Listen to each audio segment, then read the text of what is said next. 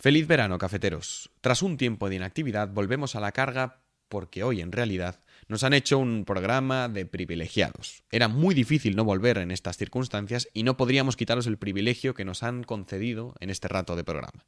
Cafeteros, yo os aviso de que muy pronto no tendremos la ocasión de entrevistar a un invitado como el que hoy ha venido a este viejo café destartalado.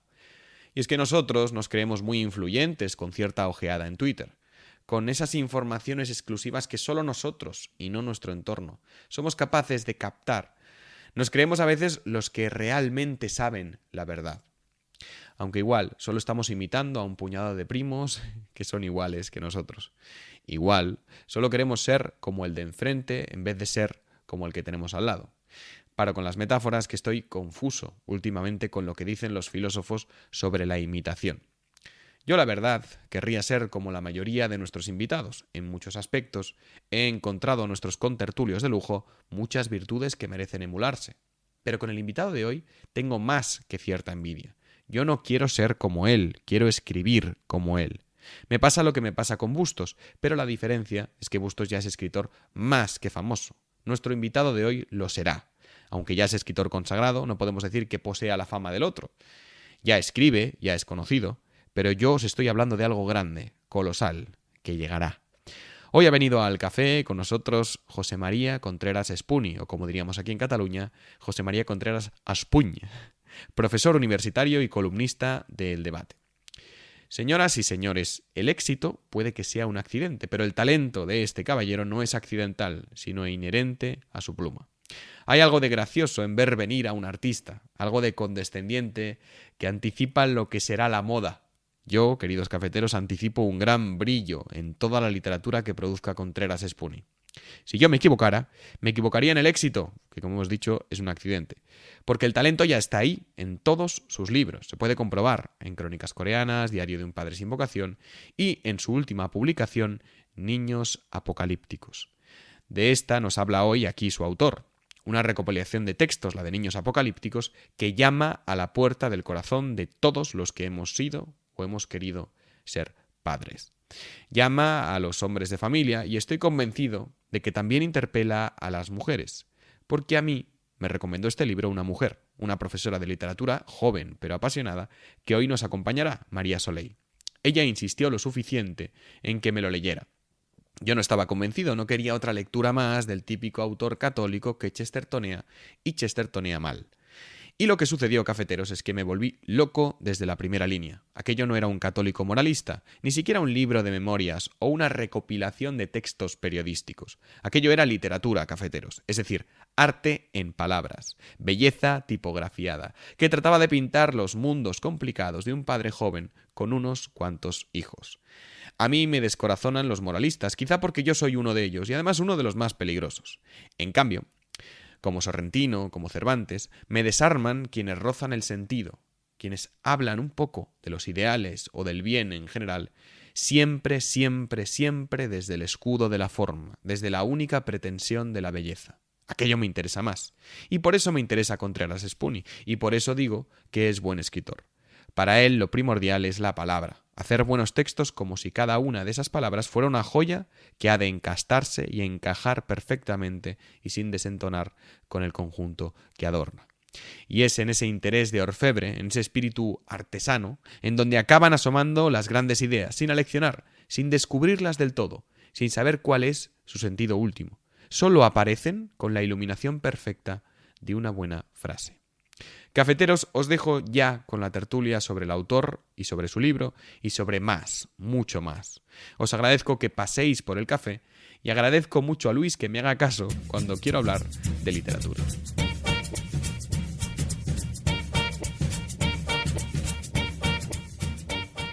Vale, estamos aquí con Jaime. ¿Qué tal, Jaime? Hola, ¿qué tal, Luis? ¿Cómo estás? Con María. ¿Cómo estás, María? Muy bien, encantada. Que María es la descubridora del autor que tenemos aquí, que es José María Contreras. ¿Cómo estás, José María? Muy bien y encantado de estar, bueno, estoy en Osuna, pero de estar viendo y compartiendo este ratito con vosotros. No, esto es lo maravilloso de poder grabar online. Estamos aquí por un libro que escribiste, ¿no? Que es Niños Apocalípticos, en la editorial, esta editorial que es nueva, que es Editorial Monóculo. Y bueno, y que ha triunfado mucho, al menos en nuestro ambiente. O sea, es decir, o sea, no es habitual que a la gente le guste tanto un libro. O sea, te puede más o menos gustar o no, pero que suscite, pues, como hablábamos antes, carcajadas en el autobús, pues tiene un mérito, ¿no? Un mérito reseñable. Entonces, que la primera pregunta obligada es que nos expliques un poco, ¿no? De dónde surge esta obra y no sé cuál es tu inspiración. Bien, pues como te decía, bueno, aunque no puedo arrancar, ya hemos arrancado mal, porque claro, yo no puedo dar por sentado que la gente estaba escuchando la conversación previa, ¿no? Exacto, sí, no te pasa nada. Perdona. Ellos se lo pierden, ellos se lo pierden. Vale, Tendrán que leer el libro. vale, pues me reseteo. Bueno, en Niños Apocalípticos empezó por la propuesta del propio editor que iba leyendo los artículos que iba sacando cada 15 días en el debate de hoy, si mal no recuerdo. Sí, creo que era cada 15 días o una vez al mes. Creo que cada 15 días. Y entonces, pues bueno, eran unos artículos que tenían que gravitar en torno a la idea de la paternidad, porque Pablo Velasco, que era entonces el que fundó este extraña zoológico y maravilloso que fue el debate de hoy, mientras duró, pues había leído Confesiones de un padre sin vocación, que publicó Homo Legends en 2018, si mal no recuerdo. Y entonces me propuso como seguir en esa línea con una serie de artículos quincenales. Y nada, y Julio le interesó la idea de agruparlos todos en un único libro, porque tenía un hilo conductor, ¿no? Esa idea de la paternidad. Y nada, y después los corregí severamente, de manera inmisericordia, añadí el de la Rodius, que es el que más me gusta porque es el último, y nada, y aquí está Niños Apocalípticos. Es decir, que Pablo Velasco tiene cierto olfato para el talento, ¿eh? O sea, lo que era el debate de hoy era una especie de laboratorio de futuros talentos, ¿no? O sea, Esperanza Ruiz, por ejemplo, también es otra fichada por Pablo Velasco. Y bueno, no entraremos en lo que es hoy en día el debate, porque es como un proyecto diferente, ¿no? Pero sí que me ha recordado cierta nostalgia de cuando existía el debate de hoy, ¿no? Es que además, porque, bueno, yo no voy a decir nada malo del debate, porque no creo que pueda, y además porque ahora escribo también en él, ¿no? Entonces, ya... Otro motivo por el que no puedes. No, el debate me parece estelar, irreprochable, pero lo bueno que tenía el debate de hoy es que no había casi nada en esa línea, ¿no? Era un poco indefinible y esa capacidad de aglutinar cosas tan dispares que tuvo Pablo, yo creo que le daba un aire especial que es una pena. Es una pena que se haya perdido. Pero bueno, ahí queda. Bueno, lo dejamos como recomendación a la CDP, ¿no? Que son los miembros, los propietarios del debate que tal vez querrían recuperar cierta deriva de... Sí, o un proyecto quizá más cultural, o no sé. Pero sí, está claro que era un puntazo. Sí, hay algunos autores que siguen, ¿no? Y que siguen escribiendo. Marín Blázquez también sigue en el Cierto. debate y demás, pero no sé, era una cosa extrañísima. El otro día estábamos en Madrid, estaba yo compartiendo un rato con Pablo, y otro de Madrid le decía, es que ibas a cada sitio y cogías lo más raro de cada lugar. Entonces hacía como una especie de extraño y extravagante mosaico de toda España, y ahora a mí me encantaba. Y bueno, y la gente lamentó el fin del debate de hoy, creo, ¿no? Y a vosotros os parece que fue una pérdida, ¿no? A mí me parece que era muy dinámico, era una cosa muy, muy anclada a, pues, si no a la juventud, a las redes, a la gente o a cierta atmósfera, muy, o sea, más accesible, es mi impresión, más accesible. No es tanto como los grandes periódicos tienen esa línea editorial que es un poco de hierro, ¿no? En el que hay un editor que está diciendo, se escribe sobre esto, tal, es más difícil. Las líneas para mí están más encorsetadas. O sea, este tipo de periódico tenía pues esto, que de repente te encontrabas opiniones raras, ¿no? Por utilizar el término que has dicho tú, pero interesantes, ¿no? Pero decías, ostras, pues no conocía que... Y además esta persona escribe bien y sus ideas son interesantes, pero claro, no son mainstreaming y no son las típicas que a priori venderían, ¿no? Pero estamos entrando mucho en el debate, yo creo que deberíamos volver a... Sí, no, solo para aclararlo, ¿eh? Es verdad que la sombra del debate es alargada. Pensad que el debate es un periódico o sea, que tiene una tradición larguísima del principio del siglo XX y yo creo que se quería recuperar ese tono más, lo que tú decías, de gran periódico, en línea editorial férrea, demócrata cristiano, bla, bla, bla. Pero bueno, de todas maneras, hay cosas del debate actual o sea, digamos, hay piedras que puso Pablo y que se notan. Y hemos hablado de autores que permanecen y de, bueno, de estilos que se siguen viendo, ¿no? Y se siguen leyendo gracias a ese trabajo de Pablo. O sea, que muy bien. Pero vamos a hablar de tu libro, coño. Para eso estamos aquí, ¿no? Que diría un maestro. Exacto. Mm. Sí, yo, venga, va, me lanzo a la piscina. No, primero de todo, yo quiero saber, José María, ¿a qué te dedicas? Porque hay un momento del libro en el que hablas de que eres profesor de literatura y de que el que no sabe algo lo enseña y del que no sabe algo lo... Es que, bueno, es una muñeca rusa, ¿no? Porque enseñas a profesores de literatura, ¿no? Entonces, claro, enseñas a los que no saben que enseñan. Y entonces, yo entiendo que también es una pose retórica, ¿no? Pero que tú tienes vocación por enseñar literatura, ¿no? Mm. Bueno, en un principio no la tenía, es decir, yo me metí en filología, yo estudié filología hispánica aquí en Sevilla y bueno, mi idea era dedicarme a la literatura o al periodismo cultural, pero bueno, después descubrí que la docencia de literatura también es maravillosa. Lo que sucede es que, claro, yo doy clases en varias asignaturas de lengua y literatura con nombres largos y pretenciosos, pero lengua y literatura a los que son de magisterio, bueno, ya se llama educación, ¿no? Educación infantil, educación primaria y el MAES, que es como el máster de capacitación, lo que antes era el CAP, que ahora es un máster de un año. Entonces, yo doy clases de lengua y literatura a los que van a ser profesores de todas las edades, ¿no? Desde 3 años hasta 18. Entonces, claro, tiene más didáctica de la que me gustaría. En todas estas universidades de educación están enfermas o tienen esta lepra de la didáctica. Entonces, muchas veces adolece de oquedad. Entonces, no enseñamos literatura, sino metodología para enseñar la literatura. Y todo se queda excesivamente etéreo, ¿no? Entonces, ahí hay una frustración grande porque, como te citamos del libro, Jaime, el que vale, vale, y el que no enseña, yo enseño a los que enseñarán, es decir, que dice en el libro, habito la última casa del extrarradio de la literatura, ¿no? Más cerca de un burócrata que de un escritor. Y esa es la cosa, es que es verdad. Lamentablemente es un poco así. Sí. Sí, pero luego también, o sea, esto lo dice mucho Rodrigo Cortés, que es un cineasta que a mí me gusta mucho, sobre todo cuando habla que dice, al final el artista, ya sea cineasta, sea autor de novelas, no puede dejar de hacer, no puede dejar de hacer lo que hace, es que da igual, que le paguen, no le paguen. Entonces hay un momento también que lo dices en el libro, ¿no? Que dices que tú lo que necesitabas era un tema para poder escribir, pero tú quieres escribir, ¿no? Que te falta el tema para ponerte en marcha. Sí. Entonces, yo tengo mi teoría interna sobre eso, te la diré más tarde. Mi pregunta sobre esto es, ¿eso no le quita valor al tema, a aquello de lo que trata tu libro? Que precisamente es algo muy bonito y muy interesante, como es la paternidad, ¿eh? El hecho de que digas, bueno, es una forma de desfogar o de sacar esta creatividad o esta orfebrería de la palabra que tengo. Dímelo. Sí, ¿Pierde sí, el contenido o no pierde? yo creo muchas veces sucede, por ejemplo, de hecho en uno de los capítulos habla de esto, ¿no? Es decir, la paternidad como un pretexto, simplemente porque como ahora mismo tengo 4 hijos y de 5 años hasta nada, hasta meses, pues es mi día a día.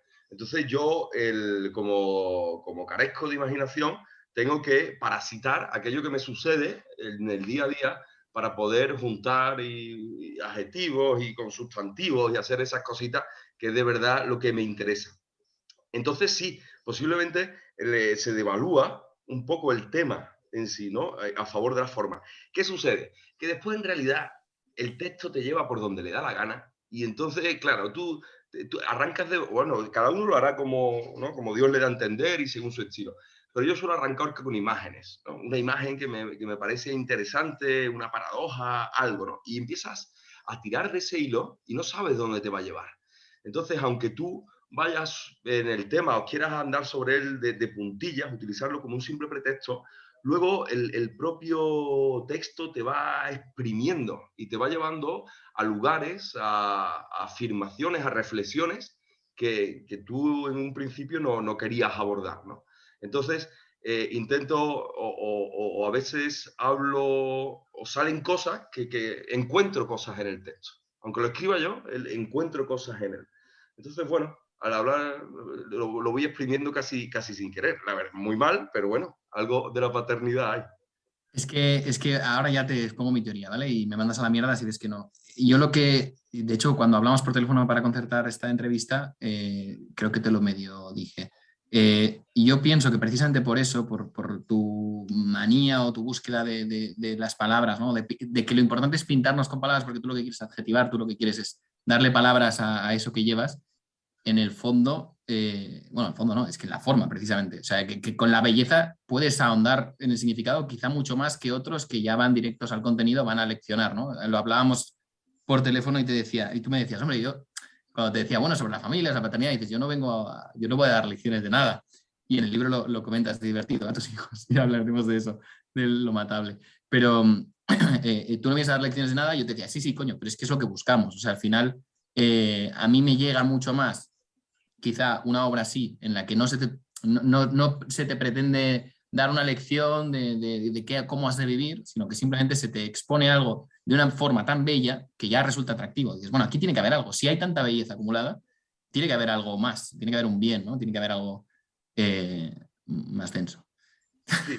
Sí, pero claro, es que la forma, la artesanía el oficio de la escritura ya lo justifica en sí, ¿no? Independientemente del tema. No sé quién decía que la literatura es aquello que merece ser leído 2 veces. Bueno, esa es mi pretensión. Entonces, hacer algo que pueda ser leído 2 veces ¿Pero comprado una o...? Hombre, una la compras y otra la regalas. Si te ha gustado, lo regalas, ¿no? Que un poco, además me hace mucha ilusión lo que decía Luis al principio, de que ha gustado, ¿no? Y entonces uno va tirando del otro y le va incitando para que se lo compre. Entonces, si él comprado 2 veces ya, opa, y vámonos. Efectivamente. Además, como no se pueden prestar los libros, más vale regalarlo y te compras otro y ya está.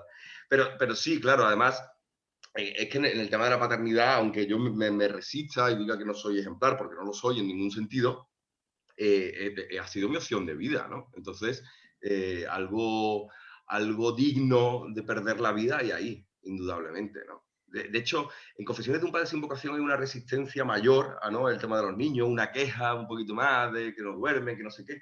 Ahora me encuentro un poquito más resignado, porque la verdad que los niños es ¿cómo diría? Una fastidiosa maravilla de los niños. Ya con 4, o sea, ya te puedes resignar. Está Sí, bien. bueno, a ver, porque claro, todavía somos jóvenes. Mi mujer tiene pues 32 años, yo 34. No sé si el coche se me va a quedar pequeño al final. O sea, Oye, vas a María, tú estar... dispara cuando quieras, que estoy un poco Sí, claro. monopolizando. Sí. Dale. Yo quiero saber, yo cuando leí el libro, una de las grandes protagonistas es tu mujer. Y yo pensaba, ¿qué debe de pensar de todo lo que escribe su marido? Porque aparte, claro, es que expones también mucho vuestra intimidad y de manera genial, pero digo, ¿qué debe pensar ella cuando lee lo que has escrito?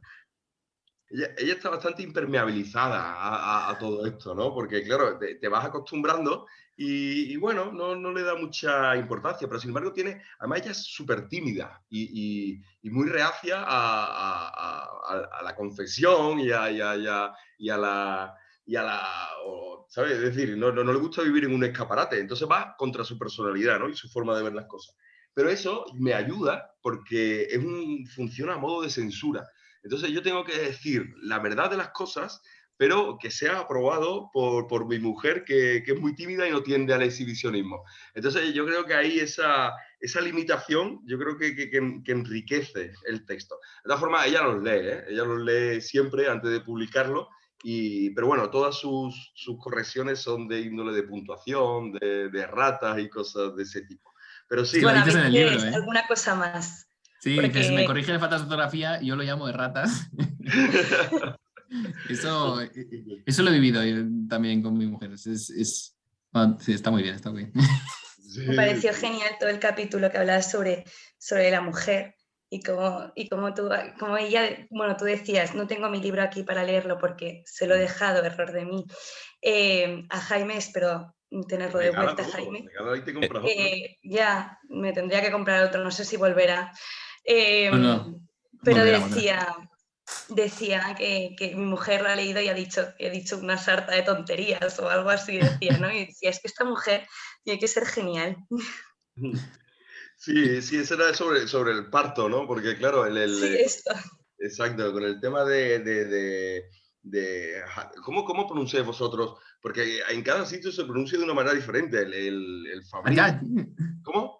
No, no, yo como Ah, puedo. Fabrice Hajjaj. Hajjaj. Abriz Hat Hat. Hajjaj. O Yo digo Hatch, Hajjaj. hatch. Pues, Tú- tanto ¿Alguien? racanear con las vocales, al final no hay manera de pronunciarlo. Pues nuestro amigo Fabriz, vamos a decir, claro, esa idea, porque eso se supone que debería ser como mi fuente principal, ¿no? Si estoy dedicándome a hablar de la familia desde un enfoque católico, no buscado, sino simplemente, bueno, que es mi forma de vida, ¿no? Es mi creencia, es mi fe.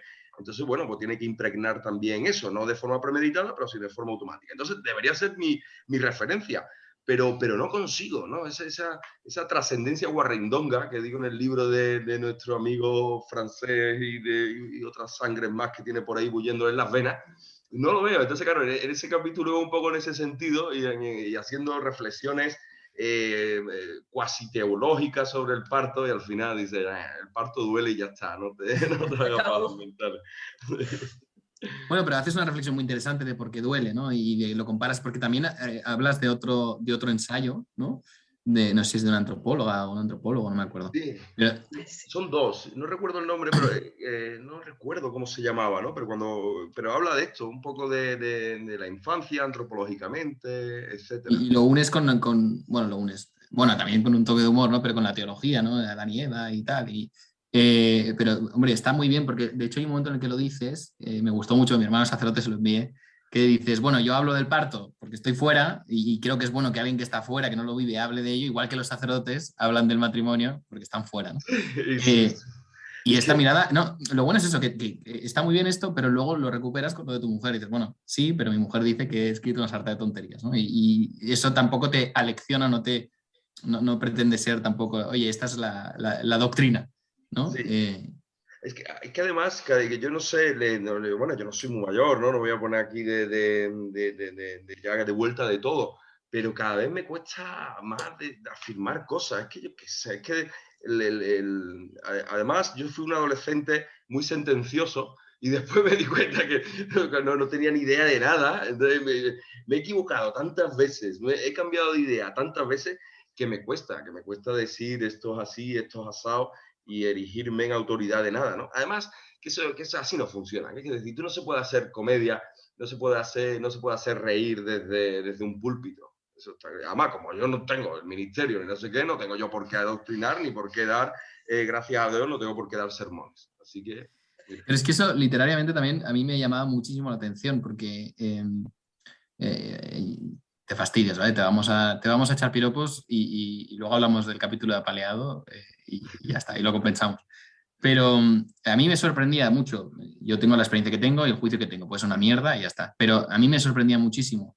Primero, la alta literatura, digamos, los niveles o las cotas a las que llegas con el lenguaje y luego que a la par, o sea, a la vez, puedas, lo que le pasó a María, ¿no? De que hacer reír a carcajadas. María es famosa por reír a carcajadas en un autobús y así se mostró en una reseña de Infocatólica sobre el libro de José María Contreras. Por eso está aquí, María, vamos. No. Pero es eso, o sea, la posibilidad de hacer alta literatura y humor.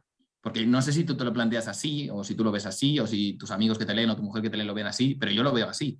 Veo que es un tipo que escribe muy bien y que encima te hace reír, ¿no? Y que eso, precisamente en la literatura española, en la historia de la literatura española, se ha dado en casos muy singulares y no.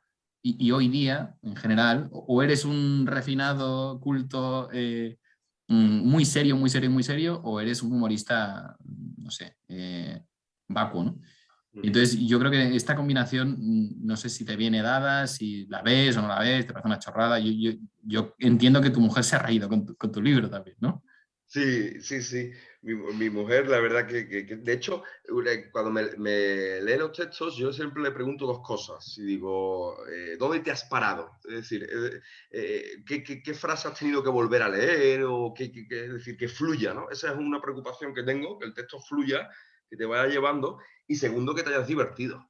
O sea, a mí me hace muchísima ilusión. No sé si María, a lo mejor con María no es meritorio porque tiende a la carcajada, pero La no risa lo sé. fácil, ¿no? No sé si es el caso, ¿no? Pero sí, pero que la gente me diga que se ha divertido me parece maravilloso. Pero esto fue, como os decía un poco, ¿no? Esa adolescencia un poco sentenciosa también era muy tremendista, muy romántica. Yo empecé escribiendo unos poemas lamentables, pero de muy joven. Era yo qué sé, pero en cuarto de primaria, quinto de primaria, ya estaba escribiendo luctuosos poemas sobre la muerte y el abismo y el no sé qué, una cosa inaguantable. Y después fue ya en la carrera el fogonazo de Chesterton. Yo creo que Chesterton tiene la culpa de tantas cosas de las que suceden hoy y la mayoría para bien. Posiblemente en mi caso no, pero para la mayoría para bien. Pero a mí me deslumbró Chesterton en ese sentido y me enseñó, ¿no? esa capacidad de conjugar la seriedad con la ligereza, ¿no? Y además ahí fue como una catarsis, porque cuando empecé a darle el enfoque cómico, me di cuenta que el texto me salía mucho más fácil, que esa era la voz, ¿no? Mientras tanto yo había estado como forcejeando e intentando impostar una voz, una voz grandilocuente, esproncédica, que no era la mía, y cuando empecé a darle ese tono más ligero, pues más cómico, me di cuenta que era el mío. Y entonces, ¿por qué? Porque te salía con mucha facilidad, porque no había ningún tipo de impostura ahí. Entonces, si me parece lo que me dice Jaime, me encanta, ¿no? Porque es mi pretensión, pero es una pretensión que no es premeditada, sino hallada. Es decir, cuando más cómodo me he sentido después de tantos años de impostura literaria ha sido con esto. Es decir, Oye, intentar decir lo más grave de la manera más ligera posible. antes de entrar en apaleados, ¿qué referentes literarios tienes aparte de Chesterton? Sí, no vale decir Chesterton ya. Luego hablaremos del tema Chesterton y del tema católicos, pero sigue. Vale. Bueno, yo soy un lector bastante revoloteo, bastante. Es decir, no voy encadenando muchas lecturas de un mismo autor. Pero también depende del libro que tenga entre manos. Me voy centrando en unos escritores u otros. Por ejemplo, en Crónicas Coreanas, que era libro de viajes, pues leí muchísimo a Enrique González, que escribe, no sé dónde está escribiendo ahora, no sé si en El Mundo, creo, a Canva, por supuesto, a Pla. Entonces, depende un poco del libro que me traiga entre manos, pues voy pasando de unas vacas sagradas a otras. Pero no sé, no sabría decirte, y esto no quiere decir que yo no, o sea, como que estoy a un nivel que no hay nadie, ¿no? que sea como un maestro, al contrario. De hecho, raro es decir, siempre, ¿cómo digo yo esto? A ver, dejarme reformular. Dejarme reformular. Porque estaba quedando confuso, ¿no? José María, ¿puedes decir tus hijos o algo así? Para saber. Mi mujer. Es que me has jodido con lo de Chesterton. Te iba a decir Fabriz impronunciable, pero sería mentira. No, ¿sabes qué pasa? Es que hay paralelismos, José María, con Haddad. Ya. Porque es un tío que tiene nueve hijos, ¿no? U 8 hijos, y que dice que él escribe porque, o sea, en parte porque les tiene que dar de comer y en parte porque no puede hacer otra cosa, ¿no? Y tiene un vídeo de YouTube donde sale tocando la guitarra con los niños y hay un punto ahí parecido, ¿no? Que tenéis algo de creatividad o de literatura o en su caso de filosofía que hay que sacar y da igual que haya 8 hijos alrededor, 4, los que sean. Pero con una paz de espíritu que resulta molesta. Es decir, Sí, a a mí sabes resulta... lo que me molesta. A mí me pone muy nervioso de Haddad los juegos de palabras. O sea, la paronomasia, me vuelve loco, tío. Cuando va cambiando palabras, nada, una letra y va jugando con el tablet y la tablet y la mesa, ¿no? Y entonces te hace una analogía entre la tablet y la mesa de la comida con la familia. Me pone un poco nervioso eso.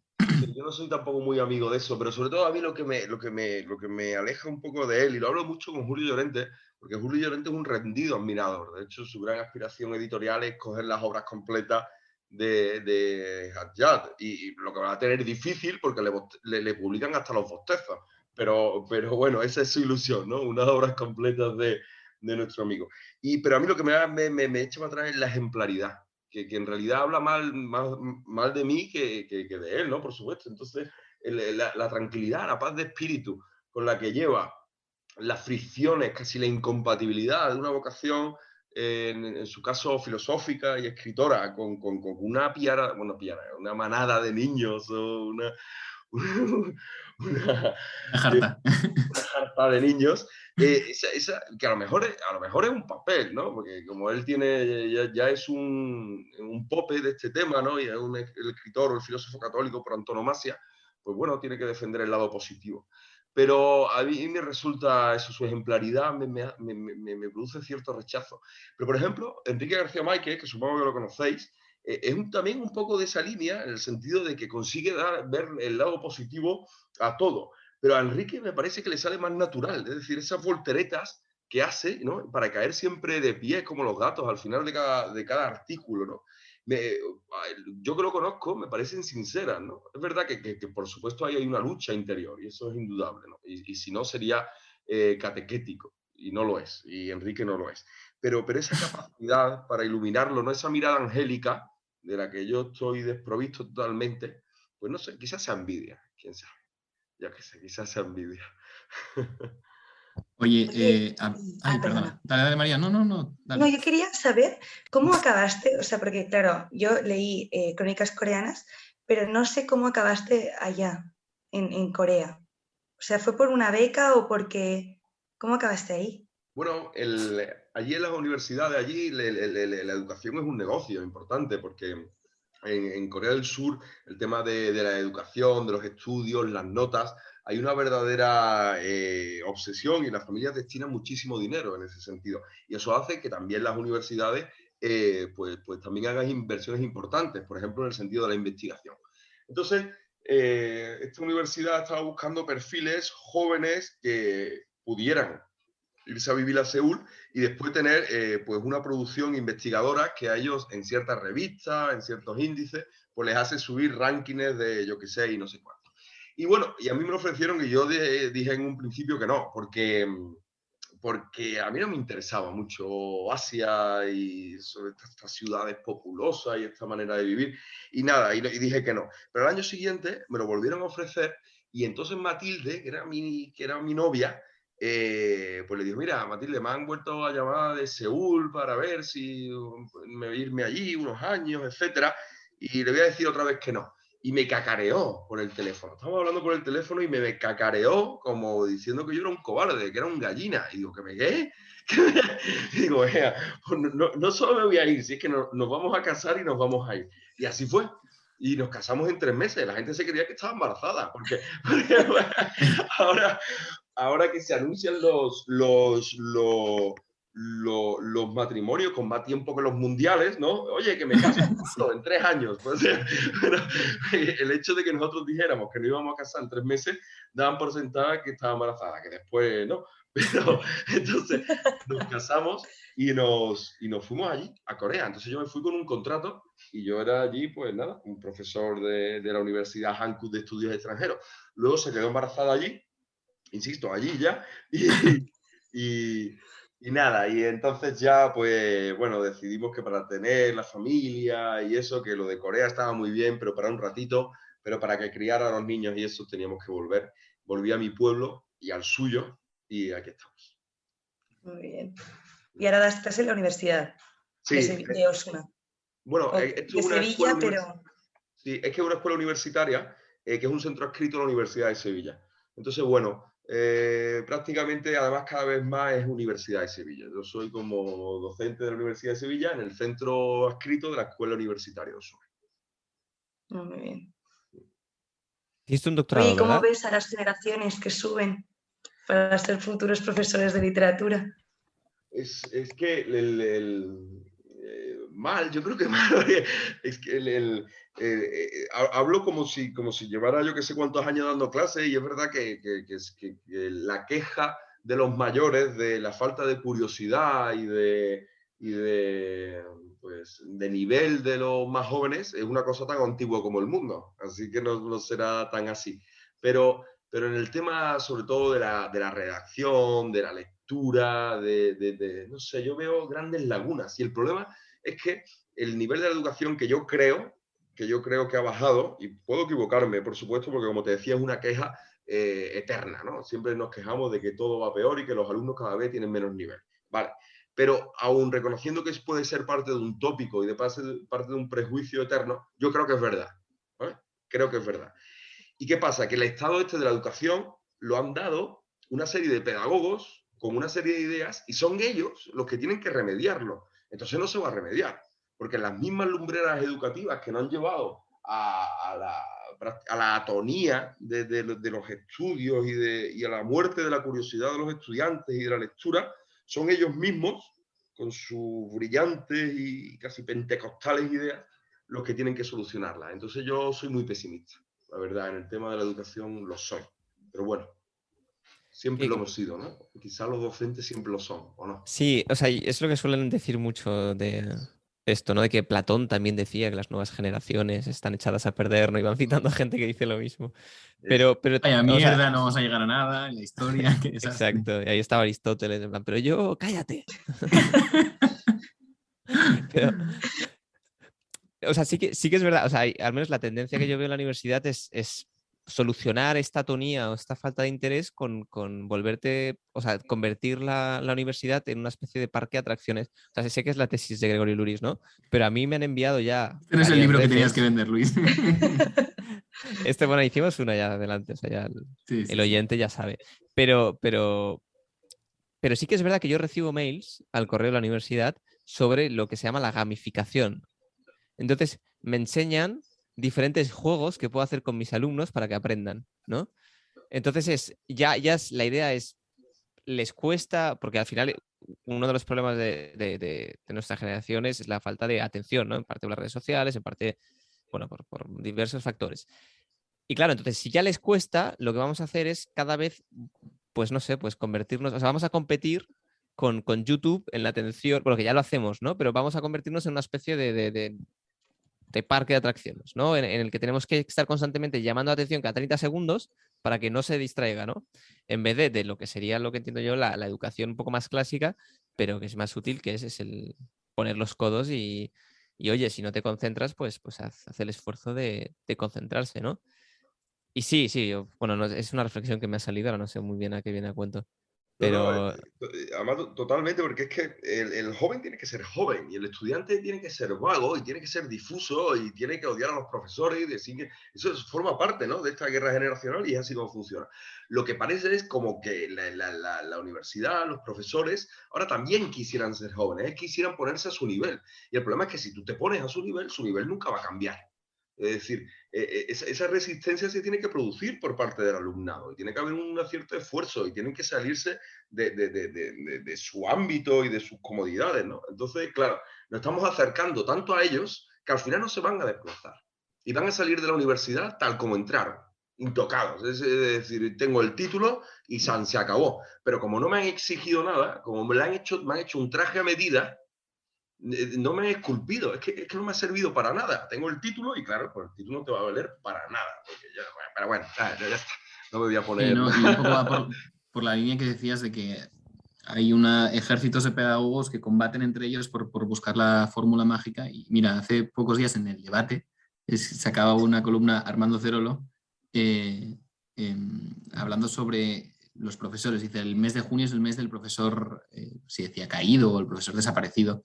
Y digamos, de alguna forma se apiadaba de los profesores porque decía que es que nos han llenado de consignas ideológicas y de formas de hacer que al final se resumen en lo que tú decías de burocracia y punto, y al final no tienen tiempo para enseñar, no tienen tiempo, o sea, ni siquiera para equivocarse, para hacer una mandanga, o sea, ni siquiera para hacer un juego. O sea, que llega un punto en el que la teorización es tan grave en el plano de la política, en el plano de la ideología, que al profesor ya le llega un papeleo que ya es que no puede ni plantearse si tiene que educar de una manera o de otra. Ya es que no le das tiempo ni siquiera a equivocarse. Y me ha parecido interesante porque no es una visión en contra de una postura pedagógica u otra, aunque yo comparto la visión que tú tienes, José María, pero sobre todo porque es una visión que es posible que acepte todo el mundo. Oye, y si dejamos en paz a los profesores y ya está, ¿no? Y dejamos de tocarle las narices a los profesores y punto, y se acabó la ideologización y poner una teoría u otra trilingüismo, no trilingüismo, ideología de género, no ideología de género, competencias, no competencias. Me ha parecido interesante por eso, porque al menos es un resquicio de luz. Dices, es que esto lo podía aceptar un tío que vota al Partido Socialista. Supongo. Pero bueno. Sí, es que yo qué sé, deberíamos pagarle unas vacaciones a todos, o que se pongan en huelga, seguro que están mal pagados, que tengan una huelga indefinida y seguro que va mejor. Joder. Bueno, da igual, además habrá pedagogía, no me gusta la pedagogía, que no. Oye, vamos a hablar de poesía, va, que eso sí que te gusta más. El incipit, las primeras líneas ya son demoladoras y de hecho el propio Pablo Velasco, del que hemos hablado, lo tuiteaba hace unos días, ese no me casé por gusto, sino porque me gusta mi mujer, ¿no? Y ese primer capítulo que hablas es guapa, ¿no? Hablas de tu mujer y de hecho es precioso. Pero dices una cosa que es muy divertida y muy interesante, no espero destripar el libro, pero que hablas de que ves a tu mujer o ves esa belleza en un autor, ¿no? En Eder, Ramón Eder, puede ser. Sí, sí, sí. Y es divertido porque te acabas enfadando con él, pero oye, es que conoces a mi mujer, tienes que conocerla porque estás hablando de lo mismo. Y yo voy a andar un poco en eso. Al margen de la broma y tal, estamos hablando de cuando dices, no, mira, un poeta o un autor o un articulista está describiendo la belleza y yo veo a mi mujer ahí, es porque en el fondo el poeta puede comunicar una idea de belleza universal o es que realmente habla de tu mujer. O sea, ¿cuál es tu posición sobre la poesía? Claro, se trataba de eso, es decir, era una rendida admiración a Ramón Eder porque al leerlo me daba la sensación de que no podía ser otra que mi mujer, ¿no? Entonces esa capacidad de ser universal desde lo particular era lo que yo le estaba celebrando, lo que pasa que de una forma sinuosa, un poco así como de medio cachondeo, pero lo que yo quería celebrarle era eso, es decir, que el tío escriba un aforismo y yo tenga la sensación de que no puede haber, que retrata a mi mujer de tal manera que tiene que conocerla, ¿no? Y entonces ya empieza a atacar y decir, a ver si no sé cuánto, porque claro, a mí nadie me ha dicho aquí que se conocen, sin no sé cuánto, que no pasa nada, pero si te lo ocultan, algo habrá ahí, ¿no? Entonces sí, efectivamente, era un intento de celebrar la capacidad de universalidad que tiene una cosa bien escrita. Porque de eso se trata, es que lo que hace la literatura es la capacidad esa de hablar de lo humano atemporal, de lo universal. Entonces, claro, ese era el juego en el que se vertebraba ese primer capítulo de Guapas. Porque luego es verdad que lo desarrollas en el capítulo del coche del Rodius, que dices, no, yo antes hacía versos y ahora me he comprado un coche, ¿no? Y dices que el Rodius, hasta la palabra es difícil de aparcar, ¿no? Entonces, por lo que decías antes, que tú en el fondo eres un poco pesimista, no se acaba de ver a un José María, bueno, decía resignado, ¿no? Pesimista del todo. ¿Cómo se combina este ver, ¿no? Que los hijos, en la familia, estás perdiendo quizá, no sé si talento o poesía, pero a la vez, coño, gracias a ello estás escribiendo el libro que estás escribiendo. ¿Cómo lo Sí, ves esto? además es un contraste, es un contraste que alimenta, por supuesto, el libro, pero alimenta todo lo que llevo escrito. De hecho, una de las cosas que me echaban para atrás de casarme es porque pensaba que casarme iba a ser la antesala de tener hijos. Y tener hijos iba a ser la antesala de comprarme un coche. Y comprarme un coche iba a ser la antesala de tener que cuidarlo y, por último, dejar la escritura. Es decir, la vida de un padre de familia era incompatible con la escritura. Sin embargo, es cierto que todos los textos que volvería a firmar a día de hoy son todos posteriores al matrimonio. Es decir, Crónicas coreanas, Confesiones de una invocación y Niños apocalípticos, todos esos son libros que volvería a firmar a día de hoy. Sin embargo, otros poemarios anteriores que no nombraré, pero que andan por ahí pululando y que cada vez que llego a una casa y los veo, los cojo y los robo para quemarlos, esos eran de la época de plena libertad, ¿no? Entonces, sí, ahí hay una cierta paradoja en que yo creía que iba a ser la muerte de la musa y en realidad es donde estaba la inspiración. Pero todo el libro está un poco, y toda mi escritura un poco entre esos dos polos, ¿no? El pesimismo que me viene de naturaleza, de apellido, de constitución, y el optimismo o la alegría a la que te obligan los niños. Es que los niños es todo futuro, es todo esperanza, es todo esto, y contrasta de manera, bueno, es una antítesis con mi personalidad. Que un poco este pesimismo en el capítulo de Fumar que hablas sobre el tabaco, un poco se ve, ¿no? Cuando vuelves a hablar citas a un ensayo en el que se dice que en el fondo fumamos precisamente porque acorta nuestra vida, ¿no? Por ese mirar al abismo. Pero también lo resuelves con bastante humor, es decir, no le das tantas vueltas en el fondo cuando te fumas un cigarro, ¿no? Pero hablas también de lo espiritual y de hecho me recordaba un poco a Jorge Bustos, que también habla en sus crónicas biliares, habla del tabaco de una manera también muy parecida, ¿no? Sobre lo abstracto, lo que llevas a pensar y tal. Pero en el fondo tú fumas porque te quieres morir, no, evidentemente no. ¿No? Morir a pocos, ¿no? No, claro, cuando me pregunta, dice, ¿pero tú no quieres dejar el tabaco? Digo, no, yo lo que quiero es que el tabaco no sea malo, no me jodas, el tabaco es estupendo, si está, a mí me encanta, no, ni me molesta el olor, ni me molesta, me encanta el tabaco.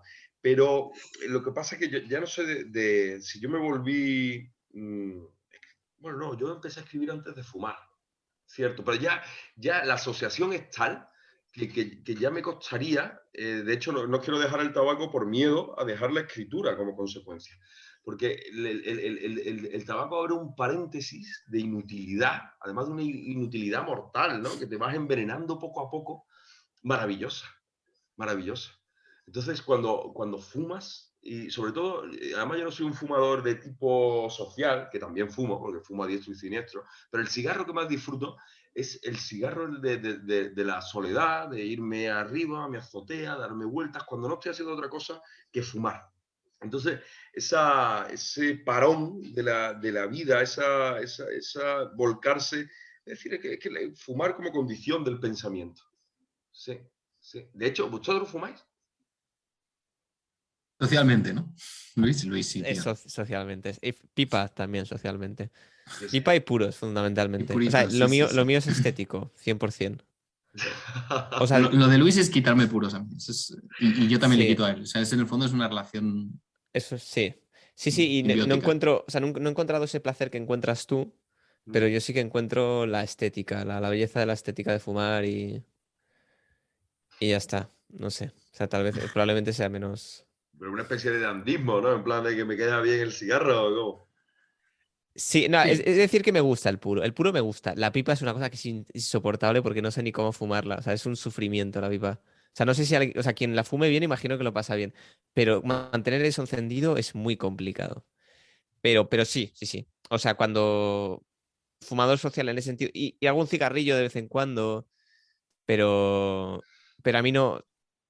Sí, a mí no me gusta como para disfrutarlo solo. O sea, estamos a otro nivel. Me gustan otras cosas para disfrutar solo, como la leer. lectura, ¿no? Sí. Pero para pensar puramente, es decir, no pensar leyendo, no pensar así, pensar, ¿qué hacéis? ¿Os frotáis la barbilla o No, ponéis? las duchas caliente van muy bien, la verdad. O sea, es una cosa como que te estimula a pensar, ¿no os pasa esto? ¿Estás pensando algo? ¿No? ¿Ducha de agua caliente?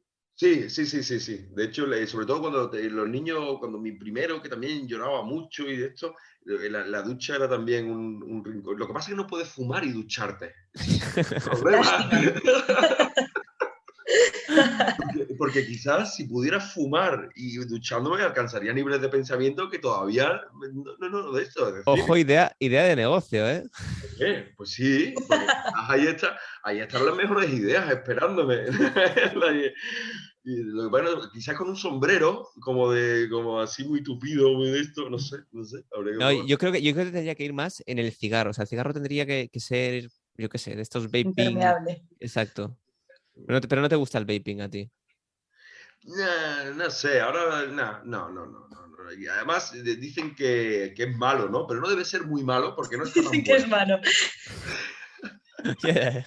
¿Y el tabaco qué? O sea, no No. será peor que el tabaco. No, por supuesto que no, pero yo digo que sí, es que todo lo que es bueno es malo. Es decir, el vapear debe ser malo, pero no debe ser tan malo porque después no es tan bueno. ¿Sabes? Que las cosas de verdad que merecen Sí, la pena yo he te entendido el matan, criterio. te matan. Entonces, si no te mata, probablemente no merezca la pena. Y si el vapear no es lo suficiente malo para matarte, posiblemente no merezca la pena.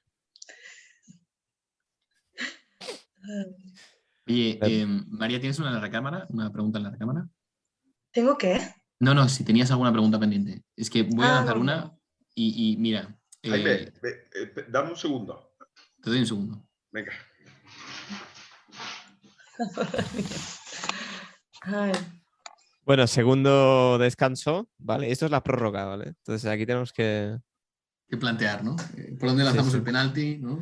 Exacto, hay que cerrar el partido y hay que cerrarlo bien. Sí, oye, no, una yo, cosa, sí. perdón, ¿os importará que ya cuando acabemos entro un momento a mi padre para que así lo vea cara a cara, que le hará ilusión? Sí, Perfecto. claro, claro. Tú, Jaime, yo Vale, por tu gracias. manera de esto veo que quieres acabarlo, ¿verdad? O sea, ¿quieres hacerle una O pregunta? sea, yo voy Y a ya hacerle está. pensaba en una última pregunta, bueno, un Sí. último tema. Es hablar sobre la fe, porque era uno Sí. de mis obstáculos para llamarle. Y el tío ya en un capítulo tal cual habla de que es el camino. Y entonces lo que dice el camino es muy, muy interesante, tío, porque no es qué maravilla esto, y sin embargo no lo deja mal, pero es Es una un visión muy capítulo que es interesante. duro, ¿eh? A mí Es me muy gusta mucho, duro. sobre todo porque tengo muchos amigos o sea, tenemos muchos compañeros de trabajo que son del estilo, o sea, segunda generación, tercera generación del camino y que Hay podrían que decir, tener hijos podrían hasta firmar las cosas. romperse, que dice, ¿no? Pero también habla de que no tiene, o sea, la ilusión esa que tenían sus padres, ellos no la han Exacto, descubierto, la porque han sus padres son recibido. conversos y Entonces, él no. Exacto. no, bueno, no la viven, o sea, la han recibido, no sé cómo lo expresa.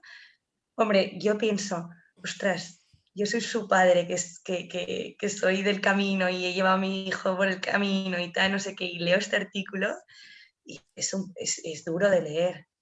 O sea, si es duro de leer para mí, que no soy del camino, para alguien del camino. ¿El de como conejos o qué? Sí, vamos a eso, José María, vamos a eso. Para terminar, Dale. para cerrarlo en alto. Venga, Venga, ¿ya es José la María, última mira. o qué? Sí, Último tema. sí. Vale, pues voy a liar Es siguiente. tema, que nos podemos liar aquí. O sea, tampoco te pienses que te va a Bueno, durar la cerveza o el cigarro. vamos bien, Em, ¿no? Yo creo que vamos bien, ¿no? sí, súper bien. Mira, yo creo que te lo dije por teléfono y con todo el cariño a Julio Llorente y a Ediciones Monóculo y un poco al mundillo también del debate hoy y a lo que ha dicho Luis al principio, ¿no? El ambiente, ¿no? Que es verdad que tenemos cierta burbuja católica, también cultural, ¿no? Y que parece que a veces podría parecer que solo nos leemos entre nosotros o que solo nos interesa lo que un católico publica. Y eso me ha llevado a mí a veces a tener ciertas reticencias, pues oye, pues este artículo de Julio Llorente en Voz Populi, pues no lo voy a leer porque mira, no quiero volver a leer estas citas de Chesterton o no quiero volver a ver algo que ya tengo en el día a día o que ya quiero salir un poco del ambiente, ¿no? Y de hecho cuando María me prestó tu libro pensé, Ediciones Monóculo, pensé Julio Llorente y pensé, Buah, no. Y con las primeras dos líneas me enganchaste y dije, voy a seguir. Y pensé, bueno, debería ser católico, ¿no? Porque si lo ha editado Julio Llorente. Y entonces, en el capítulo Como Conejos, ya lo dejas más que claro, ¿no? Y hablas del camino neocatecumenal y yo por experiencia, porque en el colegio trabajo con muchísimas personas del camino neocatecumenal, y dices unas cosas muy interesantes que me gustaría que sacásemos, ¿no? Porque precisamente ese catolicismo, tú decías, ¿no? Yo detesto la ejemplaridad, yo detesto aquí a ponerme a dar lecciones, eso es a mí por lo menos lo que más me atrae, ¿no? Que ves cierto agarre, cierta salvación, como lo que has explicado a los niños, ¿no?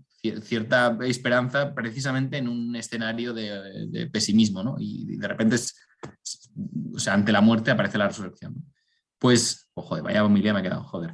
La cuestión es que en ese capítulo como conejos, tú hablas del camino neocatecumenal, hablas del tener hijos, ¿no? De tener hijos hasta romperse que decía María antes, citaba, y hablas también de la encíclica Humanae Vitae, y lo interesante, a mí lo que más me interesa es que dices, bueno, es que nuestros padres, los padres de Matilde y los míos, son de una generación de conversos, ¿no? De que descubrieron este mundo y se lanzaron de lleno. Mientras que nosotros que somos sus hijos lo hemos recibido, ¿no? Lo hemos asumido como algo dado. Y eso nos cuesta un poco más. Tienes 4 hijos antes de los 35, ¿cuánto más te cuesta eso para empezar? Y luego que desarrolles eso, porque es una idea muy interesante, ¿no? Los que hemos recibido la fe de nuestros padres, no lo hemos encontrado como conversos, siempre parece que tengamos menos intensidad que los conversos, ¿no? Y eso también nos suscita ciertas dudas, ¿no? Si puedes desarrollarlo un poco mejor de lo que yo. Bueno, en primer lugar, el tema de lo de la escritura, los artículos, los corrillos, ¿no? Es un problema. De hecho, claro, porque mucha gente aplaude los artículos con los que se siente plenamente identificado. Pero no se trata de eso. De hecho, cuando dicen, este artículo lo suscribiría, pues si lo suscribiría no me gusta. En el sentido de que me tiene que descubrir algo. Es decir, si lo que va a ser es simplemente un vocero de lo que yo ya pienso, ¿no? Entonces sí, muchas veces acabamos siendo demasiado centrípetos, demasiado casi masturbatorios, ¿no? Entonces, y nos falta aire muchas veces en ese sentido. Pero claro, que también es natural, porque después las redes, ¿no? Uno sigue a otro y Twitter te va también casi atrapando como una boa y cuando te quieres dar cuenta te falta el aire. Entonces yo creo que nos viene, o yo intento respirar siempre que puedo. Y el tema este de como conejos y de ser hijos del cuerpo es un problema. Es que es un problema grave porque, bueno, problema grave. Es que no es lo mismo encontrarse la verdad que encontrarla tú porque la estabas buscando, porque venías de una sed previa, de un hambre, ¿no? Que te ha llevado a una búsqueda y has encontrado algo que te ha salvado. Pero que ya nazcas en la verdad a veces es duro, ¿eh? Porque de hecho lo que le da la ambivalencia un poco a ese artículo, yo creo, es el hecho de que no le da la razón a aquella generación, pero tampoco se la quita. Y eso es lo más espinoso del asunto. Es decir, nosotros los que hemos nacido en el camino neocatecumenal y hemos mamado eso hasta la saciedad, el problema es que en el fondo, al menos en mi caso, está la sospecha firme de que no se equivocan, de que es verdad, de que es una verdad bruta, atropellada, sin medias tintas, pero que es verdad. Entonces, claro, pero es que te has educado en eso. Es decir, eso es lo que te han dicho a ti, como dicen en el capítulo, en catequesis tan largas que parecían fuera del tiempo. Entonces, nacer donde tienes que acabar, no es difícil, ¿no lo parece a vosotros?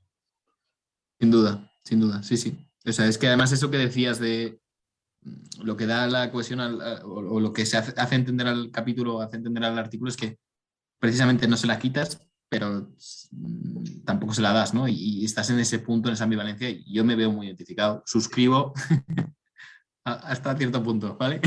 Pero sí, lo suscribo. Es que te mueves y cualquier movimiento que hagas, dado que estás en la verdad ya de antemano, ¿no? Cualquier movimiento es alejarse de eso. Entonces te puede llegar a sentirte casi petrificado, porque claro, te tienes que mover, ¿no? Pero claro, en cualquier movimiento, dado que ya estás en el mismo meollo de la misma verdad, es decir, ya has nacido, has tenido el don, la gracia, el regalo de nacer en la salvación, pues ya lo único que tienes que hacer es no moverte de ahí. Y eso es difícil, eso es muy difícil, me parece. Es que lo dices, ¿eh? Voy a citarte, ¿vale? Y ya Por está. favor. La verdad nos cayó encima como un yunque y por eso no la amamos, la tememos. No fuimos salvados, fuimos comprometidos. Sí. Y terminas diciendo esto que decías de no tienen la razón, pero que al mismo tiempo, y la certeza es espinosa, tampoco están equivocados. Es que, bueno, no sé si Luis, bueno, claro, el caso de Luis es diferente, pero María quizá que es más parecido a esto, si lo ves así, ¿no? Que la fe te viene dada y un poco lo entiendes como un regalo y por otro lado lo entiendes como un compromiso, ¿no? Que decías, José María.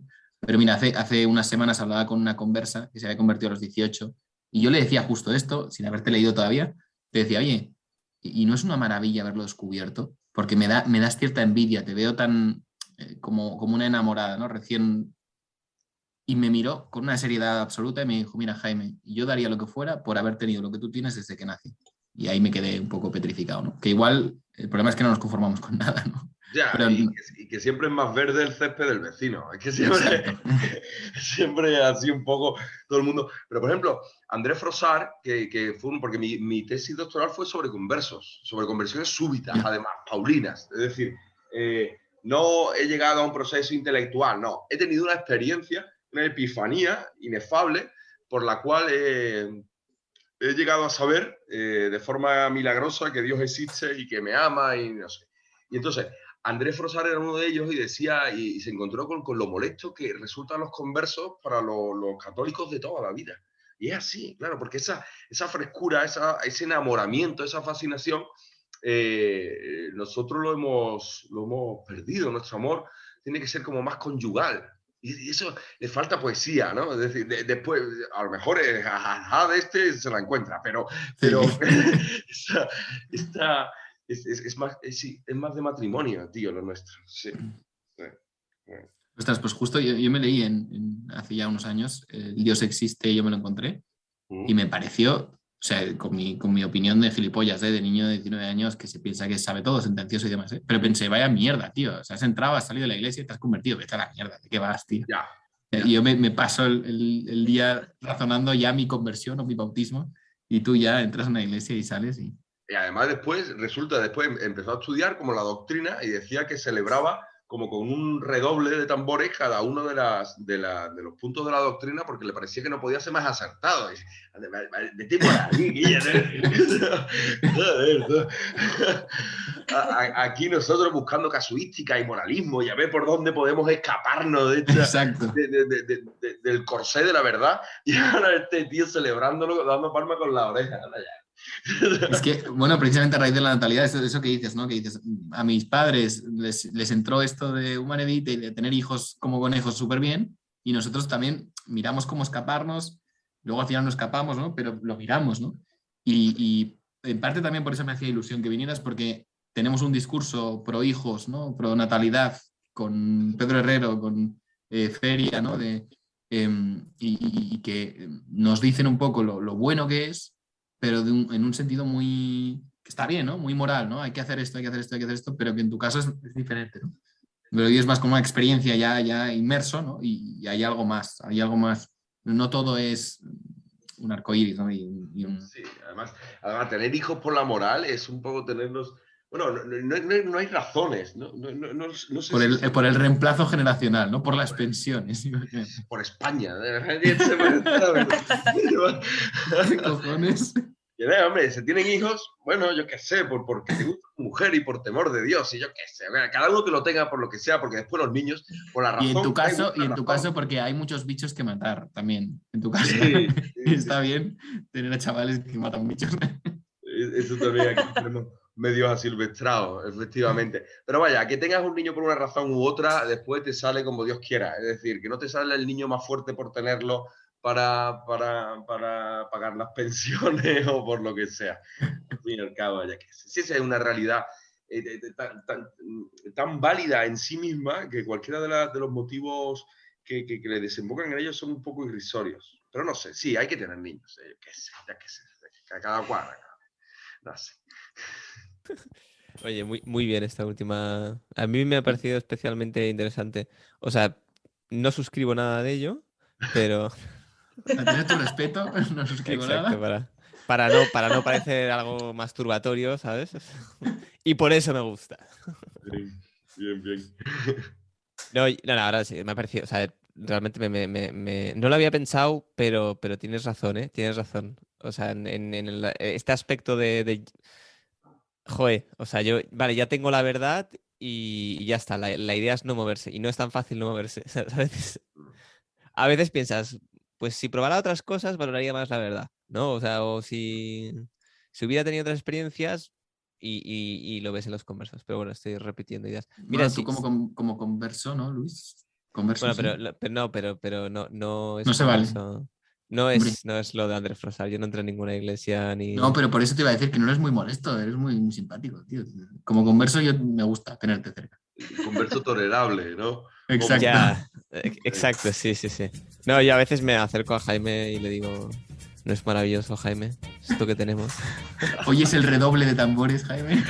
El otro día leí los 10 mandamientos y dije, esto, es esto. Llevo toda la vida buscando esto. Ay, madre. Bueno. Muy bien, oye. Bueno, pues, Oye, deberíamos dejarlo aquí, ya estamos un poco fuera del tiempo.